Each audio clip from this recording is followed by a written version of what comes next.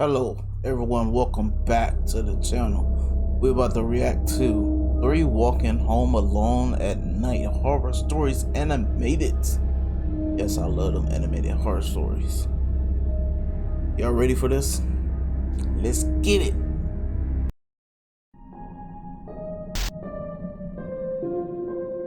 Dark Ace, welcome back to the channel.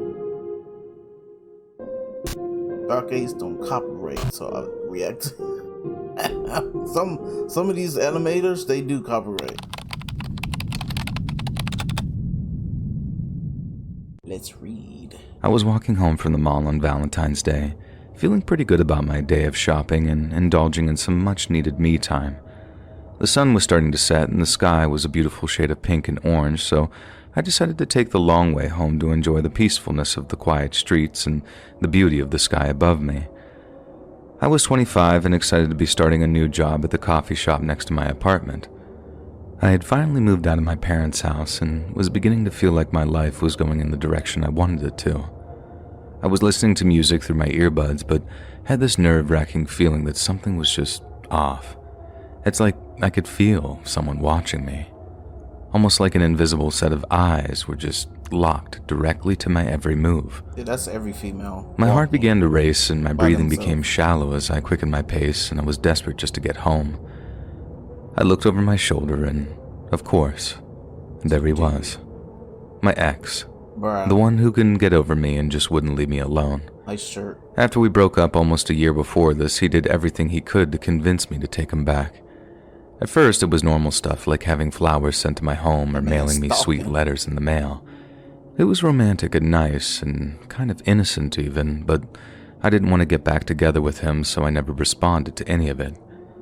At this point, I hadn't seen or heard from him for a couple of months, and I thought that he had finally gotten the hint that it was over between us, but apparently not. You need some pepper spray. He was walking about 10 feet behind me, and when I looked back at him, I could see this sort of sinister look in his eyes. Oh, he's stalking. He'd always been a bit creepy, but this was some next-level stuff. You gotta go to the cops. He didn't say a word.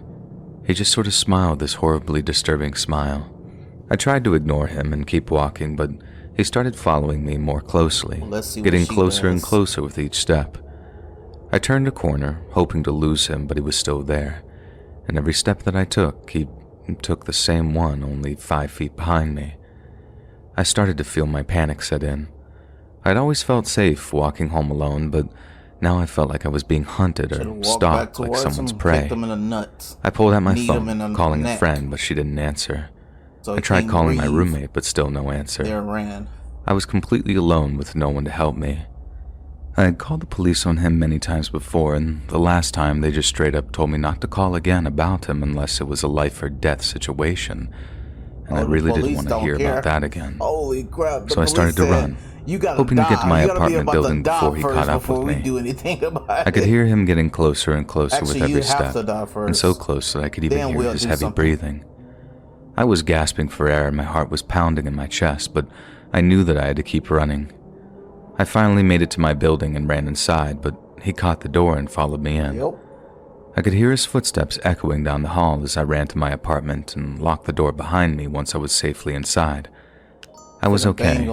I wanted to scream and cry at the same time, but it wasn't over yet. I tried to calm myself down, but my mind was just racing. I didn't know what to do. I didn't want to call the police. I didn't want to make a scene, and I didn't want to draw attention to myself. I just wanted it all to be over.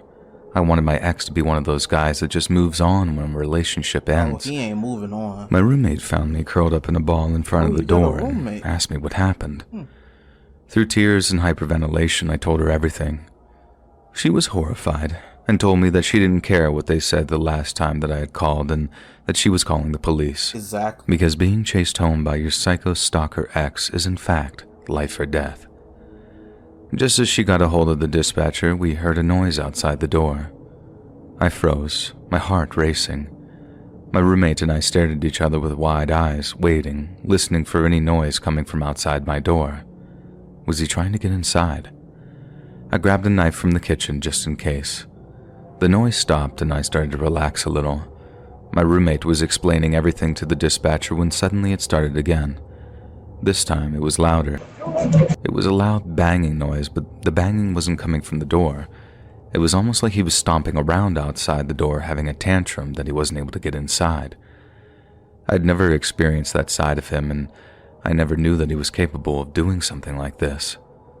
Throughout our whole relationship, he seemed so normal. The reason we broke up was because he had cheated, and I felt like if he was willing to risk our whole relationship for one night with a random woman, then our relationship didn't mean much to him to begin with. You'd think that he would have been able to move on by the time this all happened. I crept up to the door, knife in hand, and peered through the peephole. I couldn't see anyone, but I could hear someone breathing. It sounded like his mouth was pressed against the door, like he wanted to hear it. I started to panic again, but my roommate tried her best to calm me down. The police told us to stay inside and keep the door locked until they arrived. They said it would only take around 10 minutes for them to get there. We sat on the floor and waited for the police.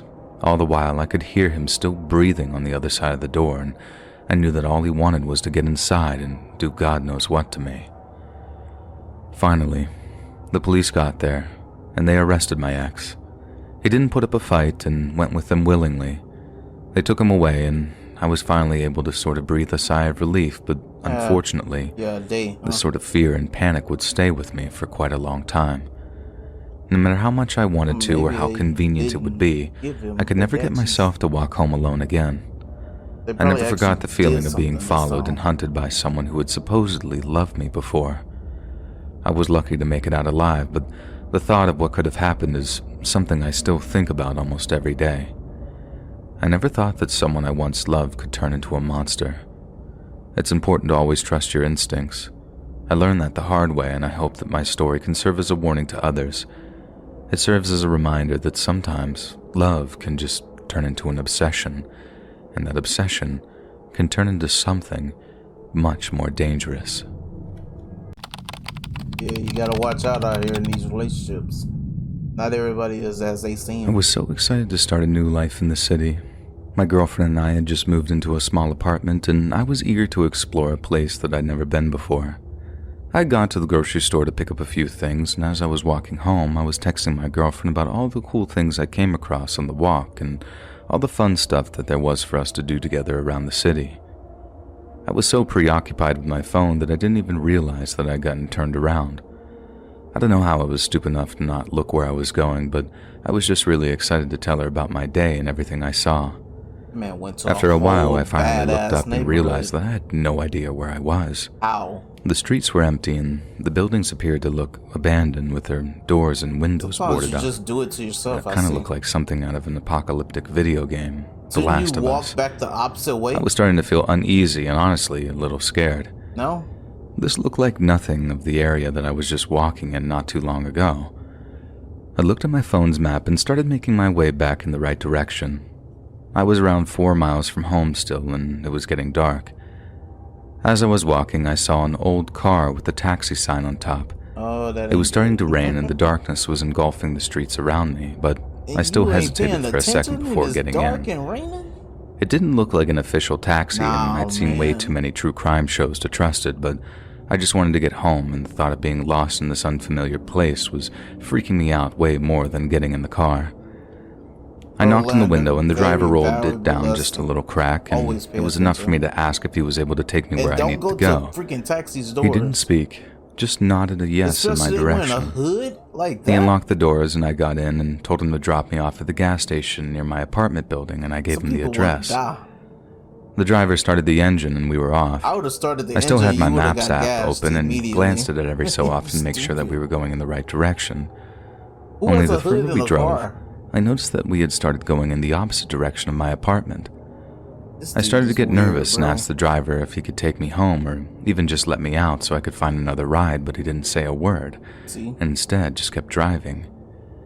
I started to feel panic set in as the car took me further away from my home.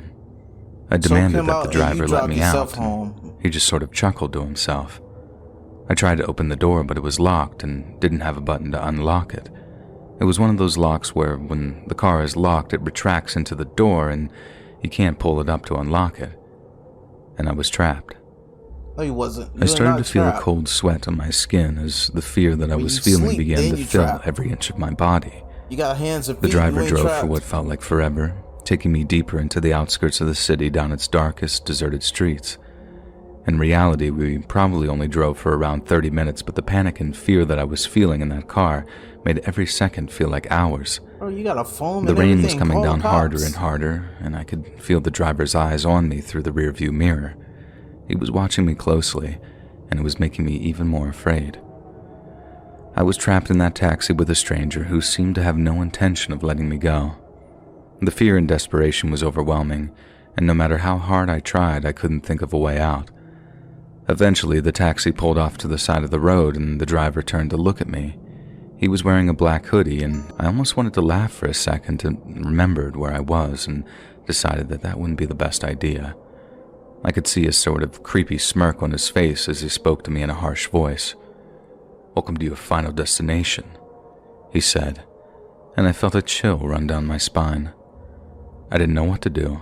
I tried to reason with the driver to just let me go and there'd be no harm done, but he wouldn't listen. He just laughed as he got out of the car and walked towards the back door. I didn't even know what to think. I had no idea what he was going to do with me. The driver opened the back door and dragged me out of the car by my jacket. He threw me into the gutter, and I hit the ground hard. I was in pain, but I was still alive. I tried to get up and run, but he was fast and caught me, tackling me to the ground. He put a knife to my throat, and I was on the verge of tears, and I tried to scream, but nothing came out. "Why are you doing this?" I asked, my voice shaking. That's why. And the driver just laughed, saying, "Why not?" I was terrified and I couldn't move. I could feel the cold metal of the knife against my skin. Finally, I was able to muster up a scream loud enough that somehow a group of people nearby were able to hear it. I heard footsteps coming from down the street, and thank God that they were getting closer. The man told me to shut up and press the knife harder against my skin. And just when I thought things were over for me, I heard a voice calling out in the distance. "Hey, what's going on here?" I looked down the street, and only about 50 feet away, a group of people were walking towards us. They were watching us, and I realized that the driver was beginning to get nervous. His hands began to shake, and he got off of me as fast as he could. He turned and ran away on foot, just leaving his car and me laying there on the street, reeling from what had just happened. The group ran towards me, and one of the guys helped me up and put pressure on the wound that I didn't even notice that I had on my neck. They called the police, and an ambulance took me to the hospital. I needed a few stitches for the laceration on my throat, but was otherwise physically okay. The police searched the vehicle and realized that it was stolen, and there was nothing in it to tie it to the person who had done that to me that night. Now, years later, another man was abducted in the same manner in that area, only this time, the man was caught and he was arrested. I was called in due to the correlation in the crime and was able to identify the man as the man who attacked me on that night, and thank God that he was charged and sentenced to 7 years in prison. He never admitted to kidnapping anyone else, but we knew that that was probably not true. I tried my best to get over it, but the emotional scars will always be there, along with the physical one on my neck. I'm so grateful to the people who saved me. Did you learn your I'll lesson, never forget though? the fear and desperation that I felt in that taxi, but I'll also never forget the kindness and bravery of the strangers who risked their lives to help me and make sure that I was okay. From that day on, I made sure to always pay attention to my surroundings Still on and his never phone.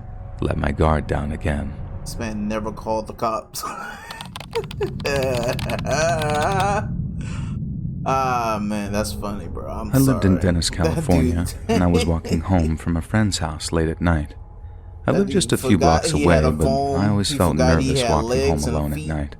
Venice has always been known for its kind of high crime rates and homeless population, and I always made sure to carry my pepper spray with me wherever I went. I had no intentions of becoming a victim in the city like the countless other women that I've heard of before, and everything seemed fine at first.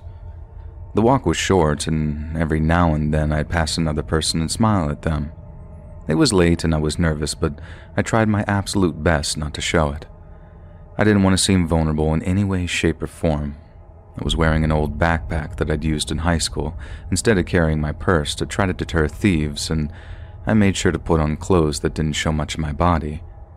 There wasn't such a thing as being too careful to me, and as I was walking, I heard a man's raspy sort of smoker's voice behind me. "Excuse me, miss. Got any spare change?" I turned around to see what appeared to be a homeless man. His clothes were torn up with plenty of holes, and his eyes seemed to be wild. You're gonna say almost no, seemed and like then his he's gonna say thoughts something were else. wandering as he was talking. These homeless people. I just shook my head and told him that I didn't have any money and that I was sorry. But he didn't seem to appreciate that. "Come on, just a little bit." See? He persisted, his voice growing more aggressive. Even when you tell him you ain't got no money, A oh pretty no, girl you like got you is some bound to type have of at least a money. few dollars on her. See, look at that.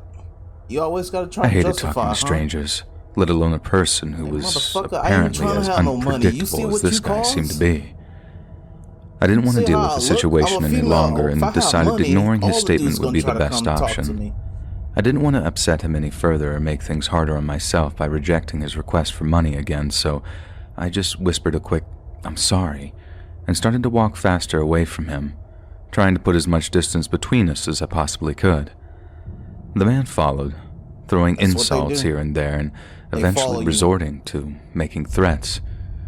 "You rich girls always think you're better than Where's us. Rich at You're in gonna this regret world? this. I can promise you that." I was scared, and my heart was pounding in my chest.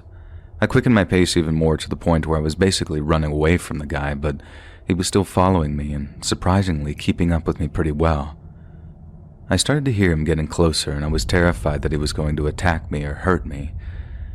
I reached into my pocket and I grabbed my pepper spray, ready just in I'm case. so glad she got pepper spray. I turned around, I pointed it at the man and yelled as loud as I could, "Leave me alone!"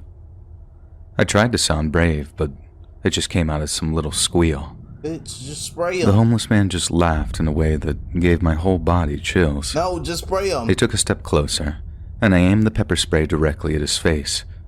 "Don't come any closer, please. What are you I don't want to doing? hurt you. Stop Just all this leave me warning. alone and I'll Spray his forget this ever ass. happened." I warned, and my voice was shaking. But he didn't seem to listen. He just kept coming, and his gonna eyes press were the just button? transfixed on me. No. I hadn't really used it before, but I squeezed the trigger, and a burst of pepper spray There shot you out, go. hitting him That's directly in all the you face. gotta do. He screamed Now and buried run. his face in his hands as he stumbled backwards. I started to feel tears in my eyes as well, but I took that moment to run, and my feet pounded against the pavement as I raced back to my apartment. I locked the door behind me. My hands were shaking as I tried to catch my breath. I technically was safe now, but I just couldn't shake the fear that was beginning to creep over me. I knew that I couldn't let the homeless man's insults and threats get to me, but it was hard to ignore the fear that was beginning to gnaw at me, the fear that he would come back and try to hurt me So again. grab a knife. Make sure you I got spent your the rest of phone the at night ready. lying in bed, just sort of staring at the ceiling. I couldn't shake the feeling that I was being watched, that the man was just outside, waiting for me. He probably is. Now, I knew that I should have called the cops right then and there, but I've had issues in the past, and unless you're essentially being cooked alive, the cops' response time is just essentially next to never around That's why here. you exaggerate. Hey man, Eventually, this motherfucker got a gun. days turned into weeks, and I started to feel Man, more he got a confident weapon. in my life. I can't see, but I started to walk is home he alone reaching again, for something? and I He didn't trying to see get that in the guy door. anywhere. I thought that maybe he had moved to another area, and that maybe I was safe now. But I was wrong. One Right night, back as I was walking home from work, I outside. heard the sound of footsteps behind me. I turned around, and Oh, he ready there for he you was now? again, his eyes seemingly blazing with anger, Oh yeah. and it was like that entire night was playing over again in my mind, and it was clear that he'd not moved on from it at all. Pepper spray his "You ass think you again. can get away from me?" he yelled, and he started to lunge towards me. I let out a scream, reaching for my pepper spray, but it wasn't there, and I suddenly remembered setting it on the kitchen counter and forgetting to grab it before I went out for the day. I turned to run, but Sometimes you just do it he to was too yourself, I fast. see. He grabbed me, his fingers digging into my skin. You got a I phone, screamed, bitch, fighting use it. against him, but he was too strong and his Next grip time. was unrelenting. I was screaming, punching, kicking, anything to get the man to let me go. Hit him with an RKO or something. And just when I was starting to lose hope of escaping unharmed, I see a police car pull up and 2 officers jump out, rushing towards us. Got lucky. The homeless man released me, and I stumbled backwards as my knees buckled underneath me. The officers were able to apprehend him, taking him into custody, and I was finally safe.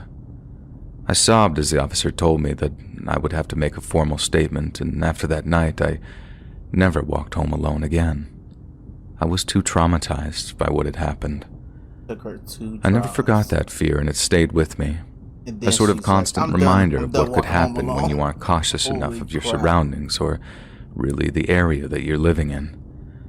Sometimes it's just not safe enough to walk home on your own, and there's nothing you can really do about it. The man was charged but received no jail time. I guess the jails in my area were already overpopulated, and his charge wasn't a serious one, so they informed me that they had to let him free. At least it didn't make me feel any safer, though. Hopefully I'm the last person he ever does that to, and no one else has to feel the same fear at the hands of that man. Our official merch store is finally... Just make sure you bring your pepper spray, you bring a weapon, something. Alright, y'all good? Alright, cool. That second story, yeah, we're just gonna leave it at that. Alright, man. Thank you guys for watching. Mouthpiece, bro.